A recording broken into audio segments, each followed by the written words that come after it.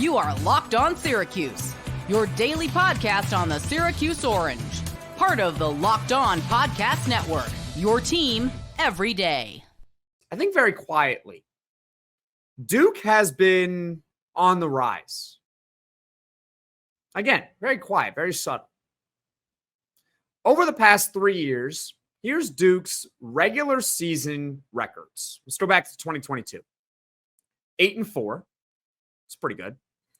2023, they go 7-5. Okay, so you're a bowl team. And last season, 2024, Duke football went 9-3 in the regular season. That's right. Duke also had a first-year head coach last year, and they also went 9-3, just like Syracuse football. And in this offseason, Duke went all in. Remember? If you're a Syracuse fan, do you know what Duke did this offseason? If you don't, that's okay. I'll tell you about it right now. But they spent a lot of the money. In fact, all of the money to go out and get a quarterback from Tulane, Darian Mensah, to be their signal caller for 2025. And for what it's worth, Spencer McLaughlin over at Locked On College Football gave his rankings for the ACC, not in terms of, I think, where they were going to finish, but in terms of talent level. He had Syracuse football at 7th in the conference. That's pretty good. As a Syracuse fan and Syracuse alum, I'm not going to complain with someone saying that Syracuse is the 7th best talent-wise team in the ACC. Got no problem with that whatsoever. In fact, he brought it up on the show. What do you think? And I said, I really don't have much thoughts on it. I think it's pretty good. I'll take 7th. Guess who we had one spot ahead of Syracuse? There's a reason why we're talking about this team. The Duke Blue Devils. So this could be a swing game for Syracuse. So why Duke? This could be a game where we find out whether or not Syracuse is a bowl team in 2025. We can go down the schedule right now because after Tennessee, the schedule is as follows. You got UConn at home. If you're Syracuse, that's a game where you simply have to take care of business. Can Syracuse lose to UConn? They technically could. They're an FBS program, but they should beat UConn. We have bigger issues if Syracuse does not beat UConn this season. I don't want to take them lightly, but if you're Syracuse, we cannot have a bowl conversation if you're not beating UConn in week 2. Okay, that's why we're not really talking about them on today's show, because they simply just have to win that game. I don't know what else to tell you. But after UConn, you got your only FCS opponent of the season, I should say. You got Colgate. That's basically Syracuse's only free win on the schedule. And you still got to actually, play the game, but you're playing an FCS opponent. That should be an easy win for Syracuse football. Then you got at Clemson.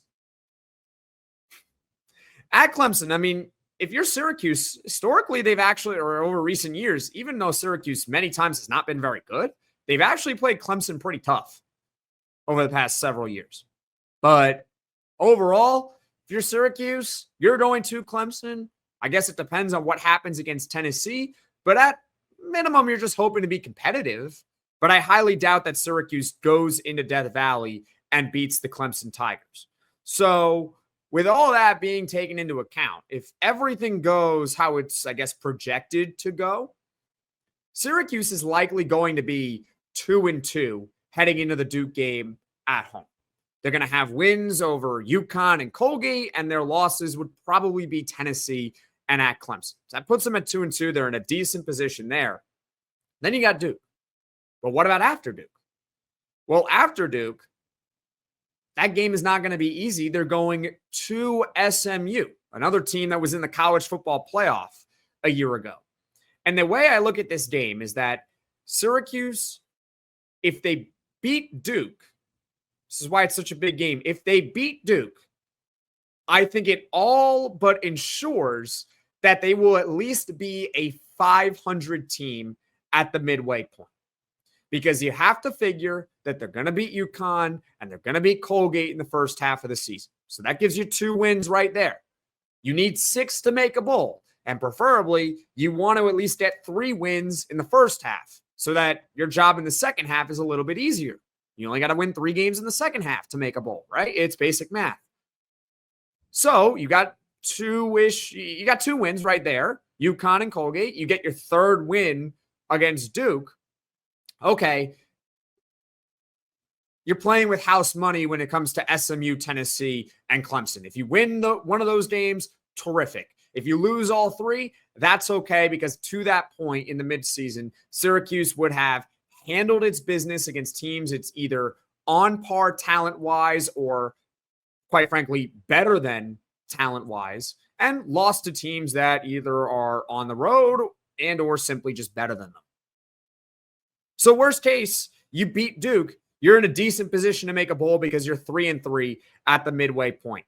This is a home game. Duke is projected to be a pretty decent team in the ACC this upcoming season. And honestly, it kind of reminds me of when Georgia Tech was coming to town a year ago. I felt that last year, Georgia Tech was the first true test for Syracuse football, and they passed it.